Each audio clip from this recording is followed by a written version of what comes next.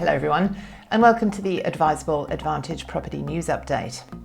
So this week, some industry insiders are suggesting that Australia's spring home selling season could boom this year. The president of the Real Estate Institute of Australia, Mr. Adrian Kelly, has said that listings are decreasing while inquiries from prospective buyers is increasing. Now, we at Adviseable are at the coalface of this every day, and it is definitely also something that we have noted.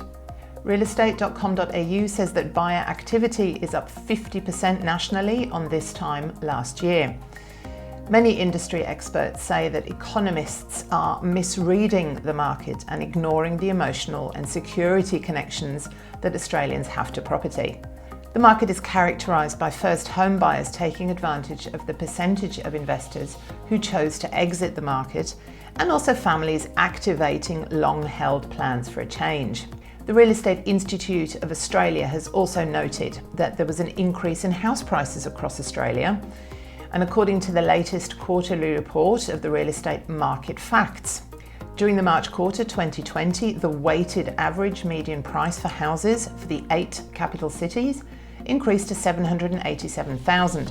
They said that the March 2020 quarterly change in median prices was the largest March quarter increase since 2017. Over the quarter, the median rent for 3-bedroom houses has increased in all capital cities except Brisbane and Perth, which remained steady, and Darwin, which decreased. The weighted average vacancy rate for the 8 capital cities decreased to 2.5% during the March quarter, which shows a tightening in the market compared to the last quarter. Now, this of course is prior to markets showing the impact of COVID-19.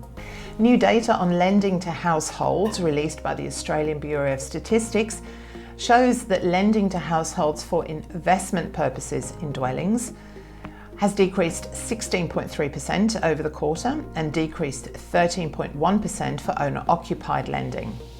A decrease is usual for the March quarter and has been occurring for the past 10 years, according to the Real Estate Institute of Australia.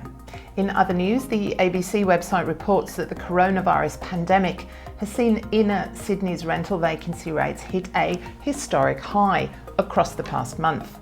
Inner city vacancy rates have broken through the 5% barrier for the first time in 18 years. The New South Wales Real Estate Institute puts the change down to financial pressures and job losses because of COVID-19. Now, the inner city market is traditionally characterised by a more transient population, Airbnb, students, tourists, etc. And many tenants and students, for example, have returned home to their parents. There's also been an excess of Airbnb properties that have hit the market as the short-term rental holiday market has been affected. So really, this news should not come as a surprise. Please note that despite what you might read in dramatic headline news, this is not a Sydney, Melbourne, Adelaide, Brisbane-wide, etc.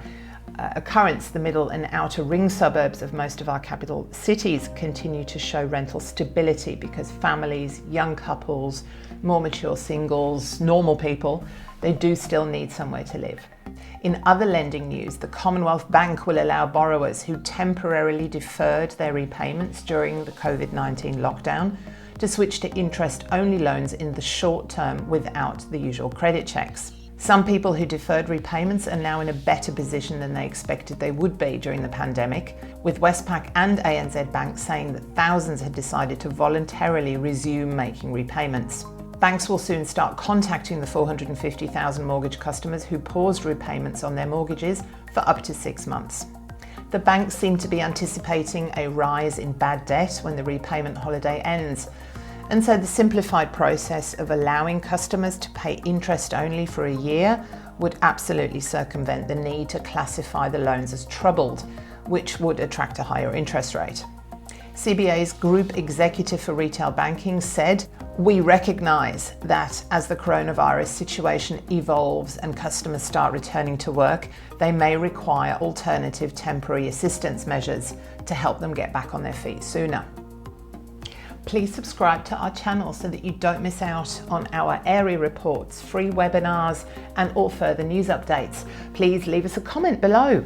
Let us know if you've got any questions or concerns, anything at all about your property buying. Please check our website for more details on our services and how our expert property investment advisors and buyers agents can help you. And I will see you soon. Bye.